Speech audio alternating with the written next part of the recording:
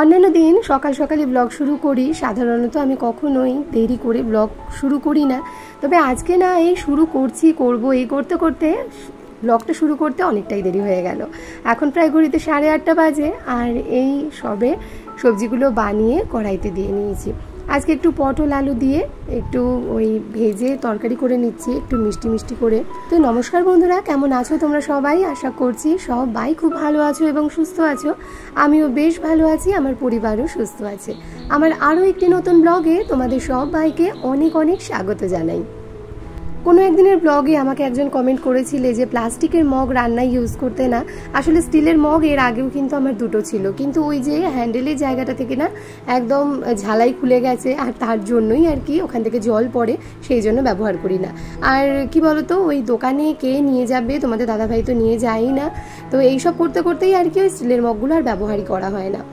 তো এই দিকটাতে ওই প্লাস্টিকের কিছু বোতল যেগুলো আমার ঘরে জমা হয়েছিল, তো এখন গরমটা কম, অত জল আমার ফ্রিজে রাখতেও লাগছে না, তো কিছু বোতল না আমি বাতিল করে দিলাম। এইসব কোল্ড ড্রিঙ্কসের বোতলগুলো ওই 2-1টা রেখেছি, বাকি সব বাতিল করে দিলাম। এগুলো মা ওই ভাঙাচোরা লোহা ভাঙার সাথে প্লাস্টিকের জিনিসপত্র যখন বিক্রি করে তখন তার মধ্যে এগুলো বিক্রি করে দেবে। হঠাৎ বই খাতা গোছাতে গোছাতে এই খাতাটা বাবানের হাতে উঠে এসেছে।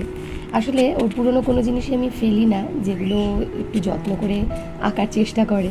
তো এখানেও ছোটোবেলায় কিছু আঁকিবুকির চেষ্টা করেছিল। এই ছবিটা যেমন, এই ছবিটা কিন্তু আমার ছবি। ফোন দেখে এই ছবিটা আঁকার চেষ্টা করেছিল, অর্ধেকটা ছিঁড়ে গেছে কিন্তু বাকি অর্ধেকটা রয়েছে। এই যে এখন এটা বের করে সে কি হাসছে, বলছে মা আমি কেমন আঁকতাম, মা আমার হাতের লেখা কেমন ছিল তখন। তবে ছোটোবেলায় তো যাই হোক না কেন, যাই করুক না কেন, সেইটাই তখন কিন্তু খুবই ভালো ছিল। এইটা আমার ছবি, আর এইটা বুঝতে পারছো এই ছবিটা কার? এটা হলো তোমাদের দাদা ভাইয়ের ছবি। কিছুটা হলেও কিন্তু বোঝা যাচ্ছে যে এটা কার হতে পারে। তো এই ছবিটা দেখে তো সে একদম হেসে কুটিপাটি, ও মা আমার বাবাকে এমন বিশ্রী দেখতে ছিল। তো এটাই আর কি। এই দেখো এখানে নামও লিখেছিল শিব শঙ্কর রয়। তো এই ছবিগুলো দেখে না ভীষণ হাসছে যে এমন ছবি আঁকতাম মা আমি। তো আমি ওকে বলছি যে এখন আবার তুই যে ছবিগুলো আঁকিস, এইগুলো নেক্সট আরও 5 বছর পরে যখন তুই দেখবি, তখন আবার কিন্তু এই ছবিগুলো দেখেই তুই হাসবি। তখন মনে হবে যে এখানে এই খুঁতটা রয়েছে, এই ছবিটা আরও ভালো হতে পারতো। এটাই হয় আর কি, আমরা যত দিন যায় তত একটু একটু করে শিখি, আর যেগুলো শিখে এসেছি সেগুলো তখন মনে হয় কি এখানে খামতি রয়েছে, এখানে খুঁত রয়েছে। তো যত দিন যায় আরও বেটারভাবে আমরা শিখতে পারি। তো আমার বাবানের ক্ষেত্রেও তাই, আগে যেমন আঁকতো তার থেকে এখন অনেকটাই বেটার আঁকে।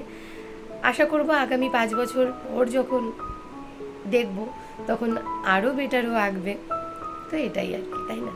তাহলে চলো, ব্লগটা তো শুরু করেছি, স্কিপ না করে তোমরা দেখতে থাকো। তোমরা না স্কিপ করো না, আর পুরো ভিডিওতে আমার কথা শুনো, কারণ আমি না যেমন কাজ করি, কাজের সাথে কিন্তু আমি আমার কথা বলাটাতেও অনেকটা জোর দিই, যাতে তোমরা পুরো ব্লগটা ভালো বুঝতে পারো। তো সেই কারণেই আশা রাখি যে তোমরা আমার কথাগুলো শোনো ভিডিওগুলো দেখার সাথে সাথে। আর বেশি কথা বলবো না, চলো। তো এদিকে তরকারিটা হচ্ছে, আর এদিকে না কিছু ধুতি, চাদর, আমার কিছু জামা কাপড়, তো এইগুলো একটু কাচাকুচি করতে হবে। তো এগুলো সমস্ত বাইরে নিয়ে গিয়ে রাখছি, এগুলোকে ভিজিয়ে এখন রেখে দেব, তারপর সময় মতন এগুলোকে কেচে নেব। তোমাদের দাদা ভাই বড় বড় আলু নিয়ে আসতো, আর আলুর ভেতরে না ভীষণ পচা হচ্ছিল, জানো তো। তো সেই কারণে তোমাদের দাদা ভাইকে বলেছিলাম যে একদমই বড় আলু আনতে না, একটু মাঝারি মাপের আলু আনতে। তো এই দেখো মাঝারি না এনে একেবারেই ছোট আলু নিয়ে এসেছে। সে যাই হোক, আর না পচলেই হলো। এত দাম, তার মধ্যে যদি পচেই অর্ধেক নষ্ট হয়ে যায় তাহলে তো ভীষণই গায়ে লাগে, তাই না বলো? তো এই যে চালটা ধুয়ে নিচ্ছি, কারণ ভাতও বসাবো। সকালের এদিকে রুটির তরকারিটা না আজকে একবারেই করে নিলাম। আজকে তোমাদের দাদা ভাই রুটিই খাবে সকালে, তো যেহেতু মিষ্টি রয়েছে তো একেবারে রুটি তরকারি তোমাদের দাদা ভাইকে দিয়ে দেবো, আর বাবানের জন্য ভাত করব। তো সেই কারণে ওই একবারেই হাঁড়িতে করে ভাত বসিয়ে দিলাম, প্রেশার কুকারে আর বসাচ্ছি না।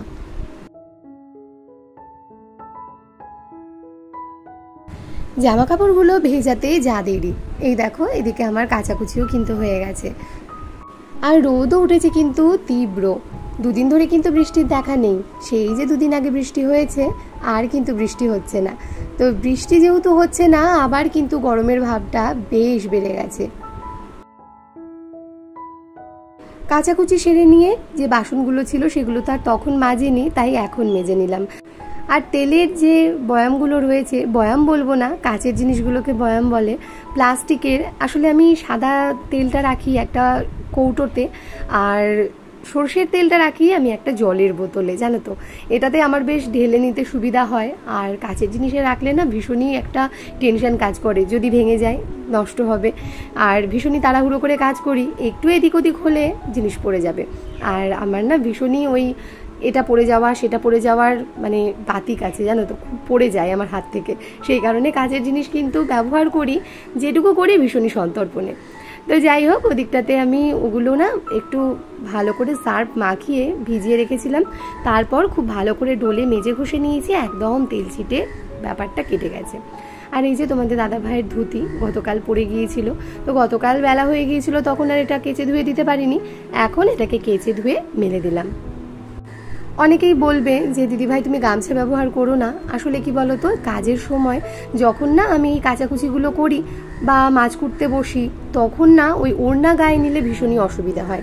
তখন যেন এই গামছা গায়ের ওপর ফেলে নিলে সেটাতে আমার কাজ করতে একটু বেশি সুবিধা হয়, তো সেই কারণেই আর কি।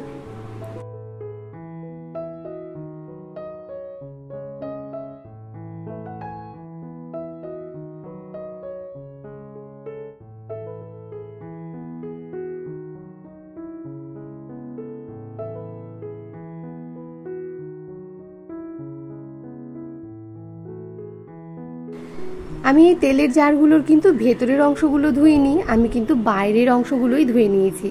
বাইরেরগুলো খুব ভালো করে ওই যে বললাম একটুখানি সার্ফ মাখিয়ে রেখেছিলাম, তারপর স্কচ ব্রাইট ডলে ধুয়ে নিয়েছি। আসলে জারগুলোর ভেতরে তো একটু তেল ছিল, তো ওই সমস্ত বের করে নিয়ে তারপর মাজা ঘষা সেটা আমি করিনি। আমি ওই বাইরের অংশটাই সুন্দর করে দেখো একদম মেজে চকচকে করে নিয়েছি। তো এবার এই সাদা তেলটা আমি ওই যে কৌটোটা রয়েছে তার মধ্যে ঢেলে নিলাম, আর সর্ষের তেলটা আমি এই জলের বোতলটার মধ্যে ঢেলে রেখে দিলাম।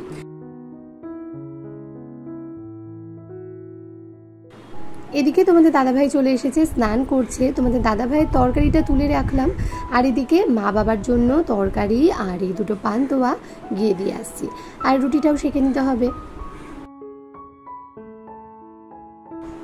রুটির পাটাপাট মিটে গেছে, সবার খাওয়া দাওয়াও হয়ে গেছে, কিন্তু বাবান ওই টিফিনের সময়টাতে খেয়ে নিয়েছিল দুটো পাউরুটি, তো সেই কারণে বললো দেরি করে একটু ভাতটা বসাও। তো এদিকে ভাত আর ওদিকে ডিম সেদ্ধ বসিয়ে নিয়েছি। ভাতটা নামিয়ে নিয়ে বাবানকে খেতে দিয়ে নিয়েছিলাম। এদিকে দেখো মুসুরির ডাল সেদ্ধ বসিয়েছি, আর আজকে কী কী রান্না হবে তার একটা গোছ করে নিয়েছি। আজকে অন্য কোনো তরকারি করছি না, আজকে ভাজা হবে। তো এখানে দেখো রয়েছে উচ্ছে ভাজা, কাঁকরোল ভাজা, তার সাথে রয়েছে কাঁঠালের আটি, সমস্ত নুন হলুদ মাখিয়ে রেখেছি, ভাজা করব। আর এখানে বেগুন একদম স্লাইস করে রেখেছি, দুপুরবেলায় গরম গরম বেগুনি ভাজা হবে। তো এই হলো আজকের মেনু, আর তার সাথে ডাল সেটা তো রয়েইছে। আর বাড়ি থেকে যে আমি গন্ধরাজ লেবু নিয়ে এসেছিলাম, খাওয়ার সময় সেই গন্ধরাজ লেবুগুলো দিয়ে একদম জমিয়ে খাওয়া দাওয়া হবে। আমার শ্বশুরমশাই তো আর লেবু খান না, তবে বাকি আমরা সবাই লেবু দিয়েই ডাল দিয়ে খাবো। আজকে তোমরা যে ব্লগটা দেখছো এটা কিন্তু মঙ্গলবারের ব্লগ নয়, গতকাল আমি সোমবারের ব্লগ পোস্ট করেছিলাম। মঙ্গলবারে আমি কোনো ভিডিও করিনি, তাই আর মঙ্গলবারের ব্লগটা তোমাদের সাথে শেয়ারও করতে পারছি না। আমি এটা বুধবারের ব্লগ তোমাদের সাথে শেয়ার করছি। তো এই যে এদিকে প্রথমেই আমি কাঁকরোল ভাজাগুলো করে নিচ্ছি। কাঁকরোল ভাজা কিন্তু বেশ ভালো লাগে, জানো তো, বেশ মিষ্টি মিষ্টি লাগে খেতে। আমার বাপের বাড়ির আম গাছে একবার কাঁকরোল গাছ হয়েছিল, তো গাছের মধ্যে লতিয়ে হয়েছিল, আর কত যে কাঁকরোল সেখানে ঝুলে থাকতো তোমাদেরকে কি বলবো, অনেক বড় বড়, জানো তো। ওই রকম বড় বড় কাঁকরোল আমি কিন্তু এখন দেখিই না। ভীষণ ভালো ছিল কাঁকরোলগুলো, তো সেই যে গাছটা মরে গেল, ওই বীজ না আমাদের আর রাখা হয়ে ওঠেনি, তারপর আর হলো না। তো যাই হোক, এদিকে দেখো আমার রান্না করতে করতে কিন্তু যা যা কাচাকুচি করেছিলাম সবই শুকিয়ে গেছে। তো এইগুলো এই ফাঁকে এসে ঘরে গুছিয়েও নিচ্ছি।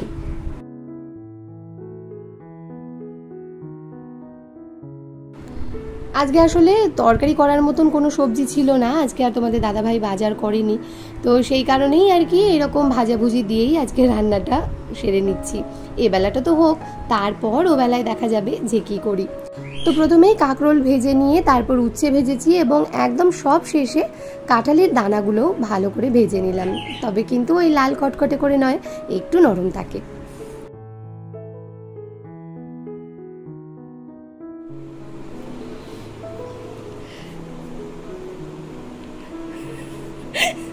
ছেঁড়া প্যান্ট সেলাই করে দিইনি, আমার বক্তব্য ছেঁড়া প্যান্ট পরা যাবে না, নতুন প্যান্ট পরতে হবে, আর সে নতুন প্যান্ট পরবে না, তাই ছেঁড়া প্যান্ট আমি সেলাই করে দিইনি, যে আমি সেলাই করব না, বলছে আমি নিজে করে নেব। তাই বললাম ঠিক আছে নিজেই করে নে। তো এই যে ছেঁড়া প্যান্ট এখন নিজে সেলাই করছে, সেলাই দিদিমণির নাতি। এই ভিডিওটা পাঠাবো দিদুনের কাছে, দিদুন তো আর দেখতে পারবে না, দাদানকে পাঠিয়ে দেবো। এই এত দুঃখ দিদুন কি করে মেনে নেবে যে সে এত সেলাই জেনেও তার নাতি নিজের হাতে প্যান্ট সেলাই করছে। এই উপলক্ষে আমাদের মিঠু একটা সিটি দিয়ে নিল, শিস। তো যাই হোক, এদিকে দুপুরবেলায় গরম গরম বেগুনি ভেজে নিচ্ছি। আর জানো তো এই যে বেসন, এটা না নতুন তোমাদের দাদাভাই নিয়ে এসেছে। বেসনটা এত বাজে যে তোমাদেরকে কি বলবো, এর মধ্যে প্রচুর পরিমাণে চালের গুঁড়ো মেশানো, যার জন্য একদম খটখট করে আওয়াজ হচ্ছে জানো। এই যে দেখো আমি এর মধ্যে রাখছি যখনই, কেমন যেন সেই খটখট করে আওয়াজ হচ্ছে। বেগুনি এমন হয় বলো, এমন মুচমুচে, তো একদমই ভালো লাগে না। বেগুনি হবে বেগুনির মতন, খাস্তা তো থাকবেই, তবে তার সাথে একটা সফট ভাব থাকবে, কিন্তু এটা না একদম কড়কড় করছে। তো এটার জন্য বাবার কাছে আজকে একটুখানি কথা মনে হয় আমাকে শুনতেই হবে যে বেগুনি আমি ভালো ভাজতে পারিনি, কিন্তু সেটা কিন্তু একেবারেই নয় জানো তো, সম্পূর্ণ দোষ কিন্তু এই বেসনের। বেসনটা যদি ভালো হতো, তোমরা নিশ্চয়ই এর আগেও দেখেছো বেগুনি কিন্তু আমি মোটামুটি ভালোই ভাজি, কিন্তু আজকে আর সেই রকমটা কিছুতেই হচ্ছে না। তো যাই হোক, দোষটা তো আর আমার নয়, যাই হোক না কেন গরম গরম ভেজে দিচ্ছি, খেয়ে নিশ্চয়ই নেবে। তো এদিকে তোমাদের দাদাভাইও চলে এসেছে, আর তার খাবারটাও এদিকে বেড়ে নিয়েছি। তবে প্রথমেই কিন্তু একদম সারেন্ডার করে দিয়েছি যে বেগুনি কিন্তু ভালো হয়নি, তোমার আনা বেসনটাই খারাপ ছিল, তার জন্য এরকম খটখটে মতন হয়েছে।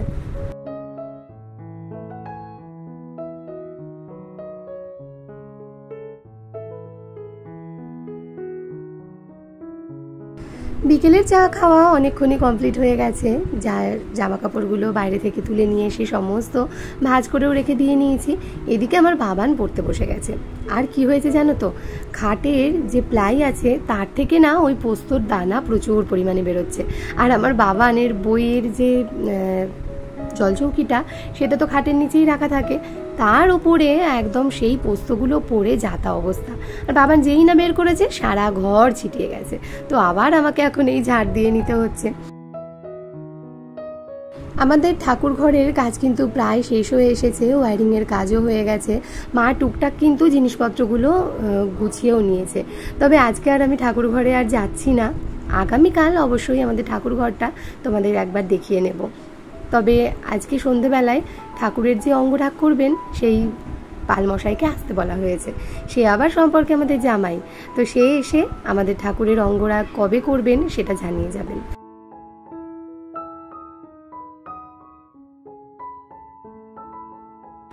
যা রান্নাবান্না করেছিলাম দুপুরেই তো শেষ হয়ে গেছে, কিছুটা ভাত রয়েছে হাঁড়িতে, আর তার সাথে কিছুটা ডালও রয়েছে। তবে ভাজাভুজিগুলো তো আর থাকার নয়, সেগুলো দুপুরের জন্যই শুধুমাত্র করেছিলাম। তো আমার শাশুড়ি মা বললেন যে বোঁদে দিয়ে রুটি খাবেন, তো ওই জন্য বোঁদে তোমাদের দাদাভাইকে দিয়ে আনিয়ে নিয়েছি। আর আসার সময় আমাদের জন্য নিয়ে এসেছে একটু সন্ধ্যের খাবার দাবার। আমাদের আর সন্ধ্যের নয়, এটা খেলে একেবারে আমাদের রাতের ডিনারের কাজটাই কমপ্লিট হয়ে যাবে। তো তোমাদের দাদা ভাইয়ের জন্য নিয়ে এসেছে এখানে ফিশ ফ্রাই আর তার সাথে কাটলেট। তো তোমাদের দাদা ভাইয়ের খিদে পেয়ে গিয়েছিল, তাই ওকে দিয়ে নিলাম। আর বাবান আর আমি পরে খাবো, কারণ বাবান এখনও পড়ছে, পড়তে পড়তে ওই খেতে বসে গেলে না পড়ায় আর মনটা থাকবে না, পেটটা যেই ভরে যাবে তখনই না পড়ে ঘুমানোর জন্য বাহানা খুঁজবে। তো সেই কারণে আগে তোমাদের দাদাভাইকে দিয়ে নিলাম, তারপর বাবান আর আমি দুজন মিলে খাবো। তো ওই বাবানের পড়া হয়ে গেছে, এখন প্রায় রাত 9:30 বাজে। তো বাবানের আর আমার খাবারটা নিয়ে নিয়েছি। এখানে একটা চিকেন স্যাটে, তার সাথে রয়েছে একটা কাবুল রোল। তাহলে চলো খেয়ে নিই। আজকের ব্লগটা তোমাদের কেমন লাগলো কমেন্টে জানাতে ভুলো না। আজকে এখানেই শেষ করছি, আগামী দিন আসছি নতুন কোনো ব্লগের সাথে। ততক্ষণ সবাই ভালো থেকো, সুস্থ থেকো, আর আমায় মনে রেখো।